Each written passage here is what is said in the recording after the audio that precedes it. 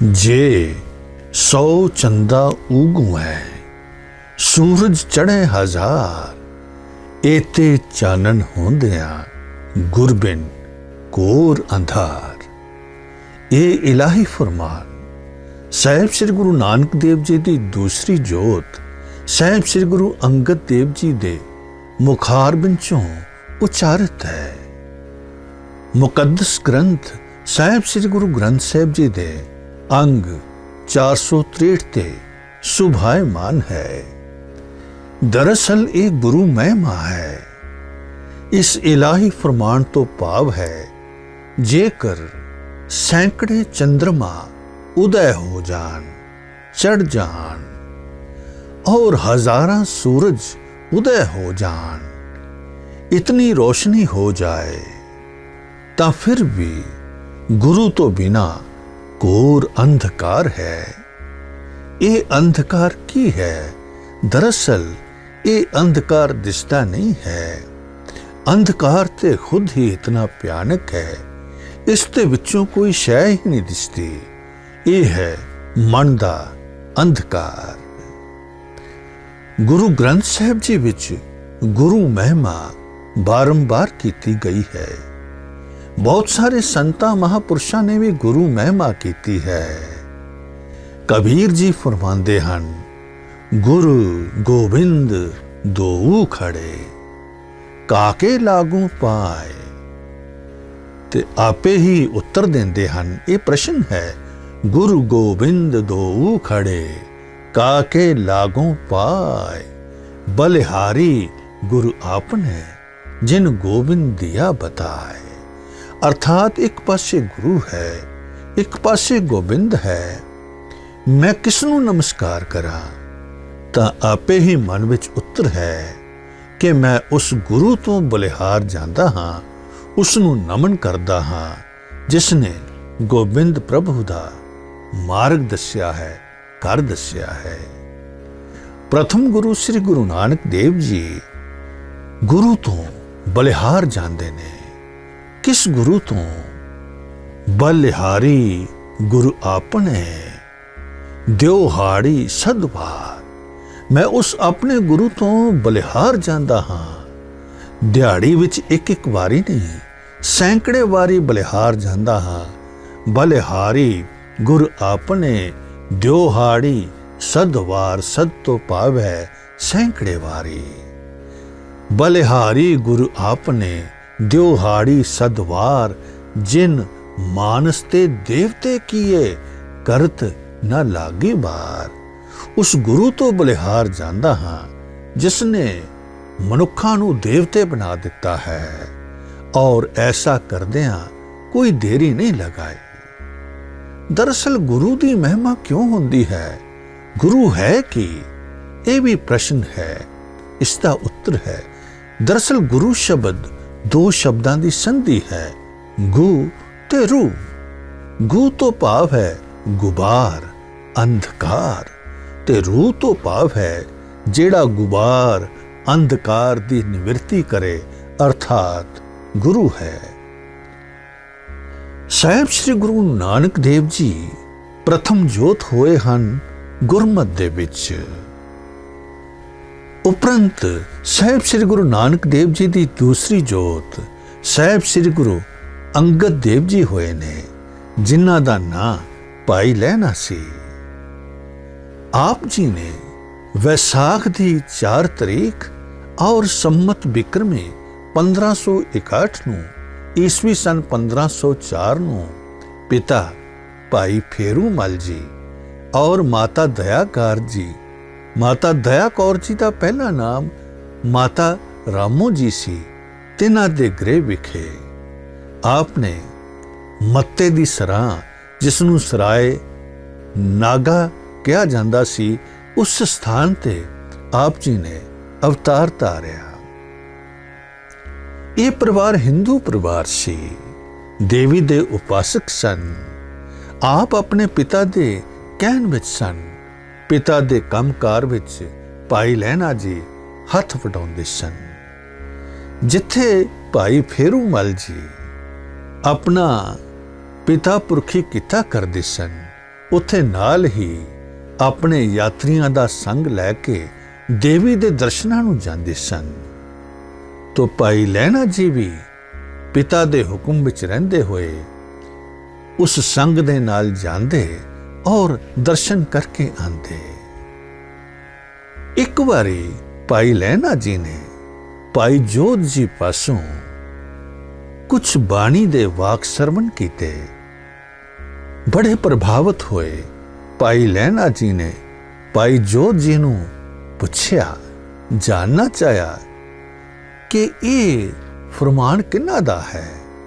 ਤਾਂ ਭਾਈ ਜੋਧ ਜੀ ਨੇ ਕਿਹਾ, ਇਹ ਬਾਣੀ ਬਾਬਾ ਨਾਨਕ ਜੀ ਦੀ ਹੈ। ਬਸ ਫਿਰ ਕੀ ਸੀ, ਭਾਈ ਲਹਿਣਾ ਜੀ ਦੇ ਮਨ ਵਿੱਚ ਸਾਹਿਬ ਸ੍ਰੀ ਗੁਰੂ ਨਾਨਕ ਦੇਵ ਜੀ ਦੇ ਦਰਸ਼ਨ ਕਰਨ ਦੀ ਤਾਂਘ ਪ੍ਰਬਲ ਹੋ ਗਈ। ਕੁਝ ਵਰ੍ਹਿਆਂ ਬਾਅਦ ਆਪ ਜਦੋਂ ਪਿਤਾ ਜੀ ਦੇ ਅਕਾਲ ਚਲਾਣਾ ਕਰਨ ਉਪਰੰਤ ਯਾਤਰੀਆਂ ਦਾ ਸੰਗ ਲੈ ਕੇ ਦੇਵੀ ਦੇ ਦਰਸ਼ਨਾਂ ਵੱਲ ਜਾ ਰਹੇ ਸਨ, ਮਨ ਦੇ ਵਿੱਚ ਇੱਛਾ ਪ੍ਰਗਟ ਹੋਈ। ਆਪ ਨੇ ਰੁੱਖ ਹੀ ਕਰਤਾਰਪੁਰ ਸਾਹਿਬ ਵੱਲ ਕਰ ਲਿਆ। ਤਾਂ ਆਪ ਘੋੜੀ ਤੇ ਸਵਾਰ ਹਨ, ਪਿੱਛੇ ਸੰਗ ਵੀ ਹੈ, ਸੰਗ ਚੱਲਦਾ ਜਾ ਰਿਹਾ ਹੈ। ਆਪ ਨੇ ਇੱਕ ਗੁਰਮੁਖ ਸਿੱਖ ਪਾਸੋਂ ਪੁੱਛਿਆ ਕਿ ਸਾਹਿਬ ਸ੍ਰੀ ਗੁਰੂ ਨਾਨਕ ਦੇਵ ਜੀ ਕਿੱਥੇ ਵਸਦੇ ਹਨ। ਉਹ ਸਿੱਖ ਜਿਹੜੇ ਸਨ, ਉਹਨਾਂ ਨੇ ਭਾਈ ਲਹਿਣਾ ਜੀ ਦੇ ਘੋੜੇ ਦੀ ਲਗਾਮ ਫੜ ਲਈ, ਤੁਰ ਪਏ ਕਰਤਾਰਪੁਰ ਨੂੰ, ਜਿੱਥੇ ਬਾਬਾ ਨਾਨਕ ਜੀ ਨਿਵਾਸ ਕਰਦੇ ਸਨ। ਦਰਅਸਲ ਇਹ ਗੁਰਸਿੱਖ ਕੋਈ ਹੋਰ ਨਹੀਂ, ਇਹ ਆਪ ਸਾਹਿਬ ਸ੍ਰੀ ਗੁਰੂ ਨਾਨਕ ਦੇਵ ਜੀ ਹੀ ਸਨ, ਜੋ ਭਾਈ ਲਹਿਣਾ ਜੀ ਨੂੰ ਉਸ ਰਸਤੇ ਵੱਲ ਲੈ ਕੇ ਜਾ ਰਹੇ ਸਨ। ਚਰਨ ਸਰਨ ਗੁਰ ਏਕ ਪੈਂਡਾ ਜਾਏ ਚਲ, ਸਤਿਗੁਰ ਕੋਟ ਪੈਂਡਾ ਆਗੇ ਹੋਏ ਲੇਤ ਹੈ। ਤੋ ਧਰਮਸਾਲ ਦੇ ਕੋਲ ਜਾ ਕੇ ਬਾਬਾ ਨਾਨਕ ਜੀ ਨੇ ਘੋੜੀ ਦੀ ਲਗਾਮ ਛੱਡ ਦਿੱਤੀ ਤੇ ਭਾਈ ਲਹਿਣਾ ਜੀ ਨੂੰ ਕਿਹਾ ਕਿ ਇਹ ਗੁਰੂ ਦਾ ਨਿਵਾਸ ਹੈ। ਆਪ ਦੂਸਰੇ ਪਾਸਿਓਂ ਜਾ ਕੇ ਸਾਹਿਬ ਸ੍ਰੀ ਗੁਰੂ ਨਾਨਕ ਦੇਵ ਜੀ ਸਿੰਘਾਸਨ ਤੇ ਬਿਰਾਜਮਾਨ ਹੋ ਜਾਂਦੇ ਨੇ। ਭਾਈ ਲਹਿਣਾ ਜੀ ਘੋੜੀ ਨੂੰ ਬਾਹਰ ਬੰਨ੍ਹ ਕੇ ਅੰਦਰ ਪ੍ਰਵੇਸ਼ ਕਰਦੇ ਨੇ। ਤੋ ਜਦੋਂ ਨਤਮਸਤਕ ਹੁੰਦੇ ਨੇ, ਨੈਣ ਚੁੱਕ ਕੇ ਦੇਖਦੇ ਹਨ ਕਿ ਇਹ ਤਾਂ ਉਹੀ ਵਿਅਕਤੀ ਨੇ ਜਿਨ੍ਹਾਂ ਨੇ ਮੇਰੀ ਘੋੜੀ ਦੀ ਲਗਾਮ ਫੜੀ ਸੀ ਔਰ ਮੈਨੂੰ ਇੱਥੋਂ ਤੱਕ ਪਹੁੰਚਾਇਆ ਹੈ। ਮਨ ਵਿੱਚ ਬੜਾ ਅਜੀਬ ਜਿਹਾ ਅਹਿਸਾਸ ਹੋਇਆ ਕਿ ਮੈਥੋਂ ਭੁੱਲ ਹੋ ਗਈ ਹੈ, ਇਹ ਤਾਂ ਗੁਰੂ ਸਾਹਿਬ ਸਨ। ਨਤਮਸਤਕ ਹੋਏ, ਆਪਣੀ ਭੁੱਲ ਬਖਸ਼ਾਈ। ਤਾਂ ਸਾਹਿਬ ਸ੍ਰੀ ਗੁਰੂ ਨਾਨਕ ਦੇਵ ਜੀ ਨੇ ਪੁੱਛਿਆ, ਭਾਈ ਆਪ ਜੀ ਦਾ ਨਾਂ ਕੀ ਹੈ? ਤਾਂ ਆਪ ਨੇ ਫਰਮਾਇਆ, ਲਹਿਣਾ। ਤਾਂ ਸਾਹਿਬ ਸ੍ਰੀ ਗੁਰੂ ਨਾਨਕ ਦੇਵ ਜੀ ਨੇ ਫਰਮਾਇਆ ਕਿ ਤੂੰ ਲੈਣਾ ਹੈ ਤੇ ਅਸੀਂ ਦੇਣਾ ਹੈ। ਸੋ ਸਾਹਿਬ ਸ੍ਰੀ ਗੁਰੂ ਨਾਨਕ ਦੇਵ ਜੀ ਦੇ ਨਾਲ ਭਾਈ ਲਹਿਣਾ ਜੀ ਦਾ ਮਿਲਾਪ 1532 ਈਸਵੀ ਦੇ ਵਿੱਚ ਹੋ ਗਿਆ।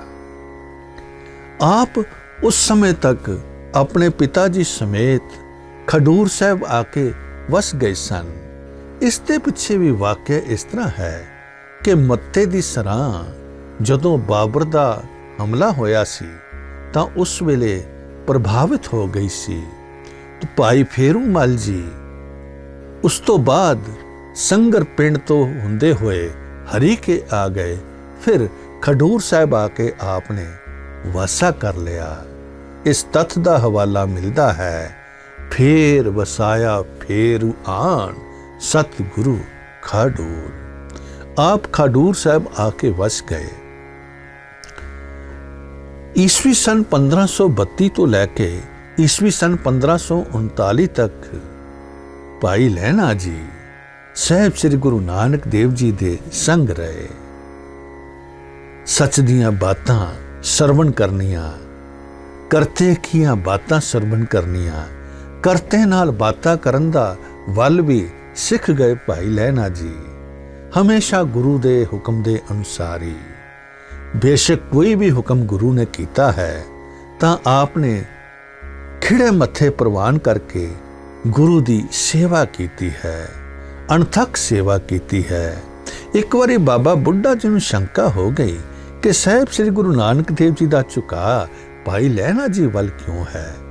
आप जी ने एक रात जदों विश्राम कर रहे सन तां बाबा बुढ़ा जी नूं कहा कि भाई देखो जाके बाहर रात कितनी को बाकी है। बाबा बुढ़ा जी फरमान लग गए, बाबा जी की बात कर दे हो, अजे तक काफ़ी रात बाकी है। 2-3 बारी प्रश्न पूछया तो बाबा बुढ़ा जी हैरान हो गए कि बाबा जी पुछी जा रहे हैं कितनी रात बाकी है। भाई लहना जी नूं भेजिया, पूछया कि जाके बाहर देखो कितनी को रात बाकी है। तो भाई लहना जी ने फरमाया, हे अकाल पुरख, जितनी आपने बिता दी बीत गई, जितनी रह गई वो बाकी है। बस साहिब श्री गुरु नानक देव जी ने भाई लहना जी नूं अपने अंग नाल ला लिया, गुरु अंगद देव ना रख दिता। बाबा बुढ़ा जी दा शंका भी निवृत्त हो गया कि ये बिल्कुल ठीक हो रहा है जो हो रहा है। साहिब श्री गुरु नानक देव जी ज्योति जोत समान तो पहला भाई लहना जी नूं गुरु पदवी सौंप के गुरु अंगद देव बना गए। गुरु अंगद देव जी ने खडूर साहिब विखे वासा किया, गुरमुखी लिपि का विकास किया। आप जी ने लंगर चलाए, जिथे शब्द का लंगर चलता सी उथे आप जी दे महल माता खीवी जी घियाली खीर का लंगर वरताउंदे सन ताकि बाल और लंगर छकण वाले रिष्ट पुष्ट हो जान। आत्मक तौर ते बाणी बलवान करदी सी और शरीरक तौर ते गुरु का लंगर वो बलवान करदा सी। आपने मल अखाड़ियां दी स्थापना कीती है। आपने खडूर साहिब नूं सिੱਖੀ प्रचार दा केंद्र बना दिता। पर आप गुरु तो बिना रहना पसंद नहीं सन करदे। आप जी दी बाणी उपदेशात्मक है, गुरु महिमा है। इस जगत दे विच अकाल पुरख दे निवास दी बात है। ये जग सच्चे की है कोठड़ी, सच्चे का विश्वास। आप जी ये भी बयान करते हैं कि गुरु तो बिना जीना व्यर्थ है। आप फरमाते हैं, जिस प्यारे स्यो नेह तिस आगे मर चलिए, त्रिग जीवन संसार ताकै पाछै जीवना।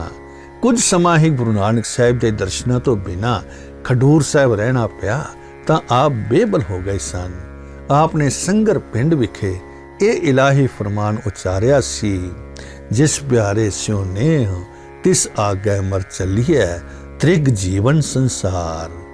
त्रिग जीवन संसार ताकै पाछे जीवना।